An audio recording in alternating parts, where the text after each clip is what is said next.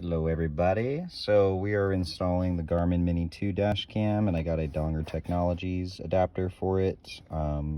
These both came in the mail yesterday, but I don't have a card for this yet, but I want to get everything installed. So what I did was, this comes with an additional cable. These have two longer cables for like routing through the dash and things like that.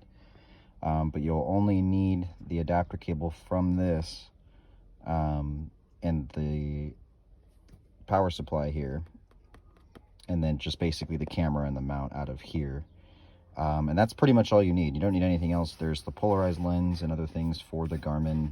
You don't need a different mount really. This works just fine. If you're looking for the suction cup mounts, they are, I guess, an upgrade if you're in hotter places. I'm in Arizona, so it gets hot, but this is just, I need this in the truck for now, right? So just gonna go ahead and do that. And then actually I've taken the time to pull out the mirror already.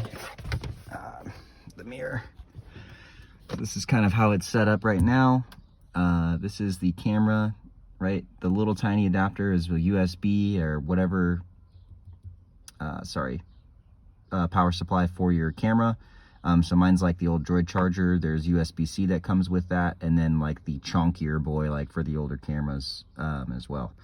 You put the dongle in the back of the mirror, your mirror power goes into the back of the dongle, and then the other tail comes out and is the power supply to the camera. I put the camera kind of low first just because I wanted it to sit behind the mirror. So just something to bear in mind is, like, when you do set the camera, maybe get an idea, mock it up, hold it there, and try and get an idea of where you want to run your cables. This is still a little messy, but what I managed to do was to loop it over and at least get most of it to like fall and sit kind of level with the mirror. So when I'm sitting with it back here, I can't really see anything. I know it's back there, I know it's ugly, but it is what it is for now. But it only takes like maybe 2 minutes to pop this in here, so it's super easy. I have some additional stuff that just came in for the truck as well. I got some AJT design stuff.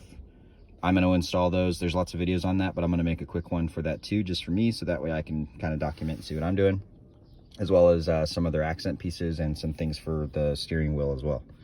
So I'm just trying to make the interior a little bit less chromy, because that right there, that's a problem. So especially when I'm driving. But thanks for watching. Catch you all in the next one here. I'll probably post that later this week. Bye.